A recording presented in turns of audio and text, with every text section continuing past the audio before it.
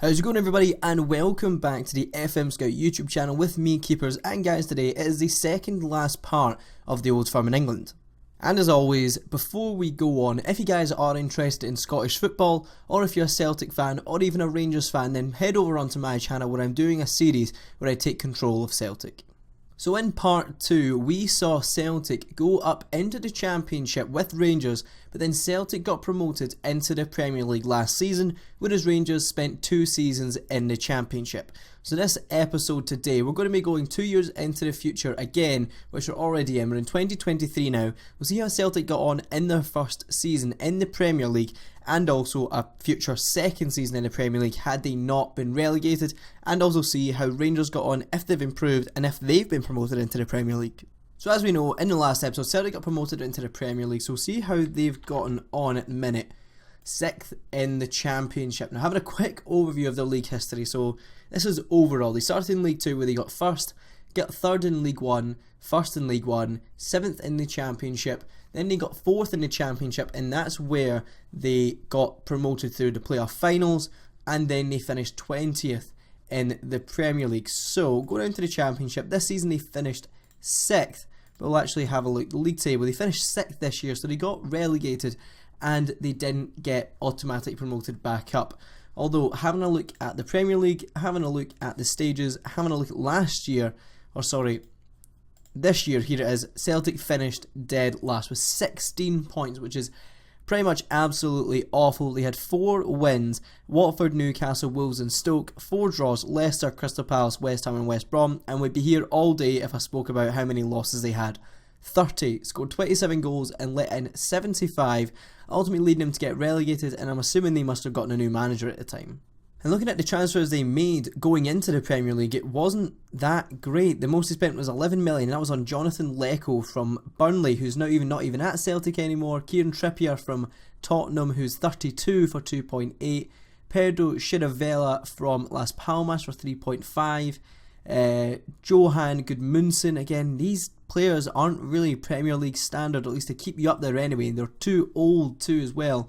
Experience, yeah, that's all good and well, but not when it gets you instantly relegated with only 4 wins. But in terms of players they sold Patrick Roberts for 8.5 to Hull, sold Kadeem Harris and Ross Doohan for pretty much nothing, and let go a lot of players on free. So not the best, and I'm not surprised that they did get relegated. But looking at this year, they got relegated and they didn't really bounce back the way they wanted to. They finished 6th, 22 wins, 11 draws, 13 losses, and their current manager is now Alan Pardew, which is weird. I would never have thought Alan Pardew would ever sign for Celtic and be their manager, but the teams who got promoted were Burnley, Sheffield Wednesday and Middlesbrough. Now Celtic were behind the promotion playoff by only 4 points, but let's see the stages and see where they finished in the playoffs. So the semi-final, they got beat by Middlesbrough 5-2 on aggregate. But let's have a look at their transfers for that season just there. They spent 45. Really, they should have been spending 45 in the season they went into the Premier League. But they bought John Terrell, who's currently at Rangers in real life, so that's a weird signing. They also spent big money on Daniel Nolan from Arsenal, who's a regen, who's a centre attacking midfielder. With a name like Daniel Nolan, you wouldn't expect him to be from Argentina. Tommy Doherty for 8 million, again another Liverpool regen. Lucas Piazon, the former Chelsea winger as well. Jack O'Connell, again, kind of Championship style players, but not really anything that would get you promoted instantly back up. Alan Pardew hasn't done a great job. Hotta as well. Players aren't great. In terms of players sold, they made 51 million. Sold Bertrand Traore for 14 million. Sold Jonathan Lecco a year later for 9 million. Adam Phillips, Connor Goldson, and again, just kind of all the dead weight they wanted to get rid of, plus some kind of big money transfers. So really, Celtic are looking to get promoted next season, either through the playoffs or through automatic promotion, but they really need to get some good signings. And fair enough, they've been spending a lot of money, but they need to spend it more wisely.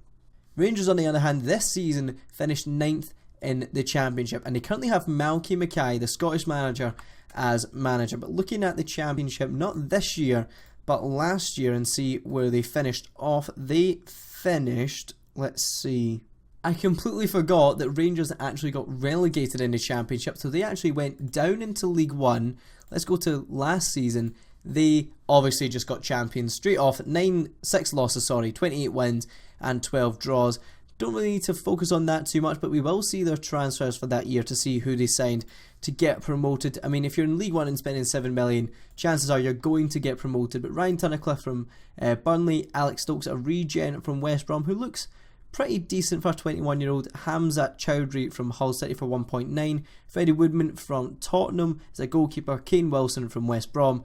Mark Beavers from Birmingham, and a whole load of free transfers. Sam Vokes is one. James Milner too, which is pretty big signing. Collie Woodrow is a good signing too, but he hasn't really developed the way you'd want him to. Really, some big names here. Ketchiani as well, only a big name to me because I'm Scottish, but he is retired now.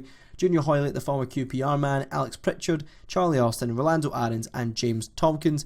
And in terms of players sold, they sold Donovan Daniels for 7.25, sold Danny Lennon to Arsenal for 7 million. Pretty good Scottish regen, and I'm surprised that Arsenal went ahead and bid 7 million for him.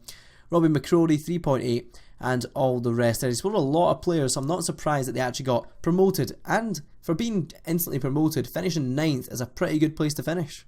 And so looking at them this year, they didn't finish too far behind Celtic, but Celtic still the leaders in this whole simulation. But 18 wins, 12 draws and 16 losses. Let's see who they signed this season to see if they could mount a challenge. And they only spent 8 million, and they signed players like Farid Rawson. Never heard of him in my life, but a decent, but then again, not quite championship quality, especially Tyler Denton. Okay, he is fairly decent, but I mean, they both clearly have a lot of money. They've spent a lot in the past few years, but is it good and wise transfers? Marcus Barnes from Derby, Liam Palmer from Bristol, Callum Robinson, Nedum Onuha, who's 36 years old now.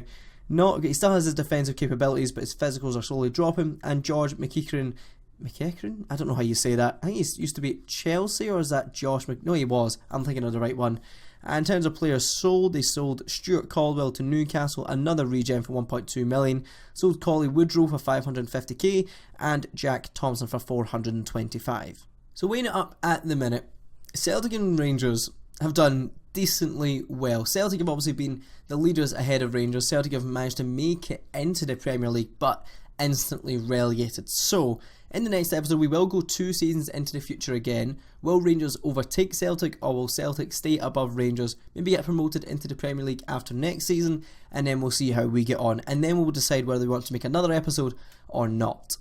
But before I go on to talk about the FM Scout website, if you do like FM content in general, but specifically Scottish football, or a Celtic and Rangers fan, then head over to my channel where I'm currently doing a Celtic playthrough called Reliving 67. So if you want to go over there and check that out and you do enjoy, then please subscribe. But let's go on to talk about the FM Scout website.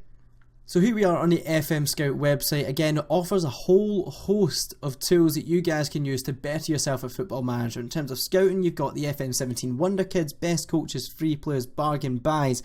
If you're struggling to find players to sign, you can get a club finder and who to manage. And if you're really struggling to get a new save and get into one, you can download tactics, you can share tactics, you can ask for tactical advice if you really are struggling.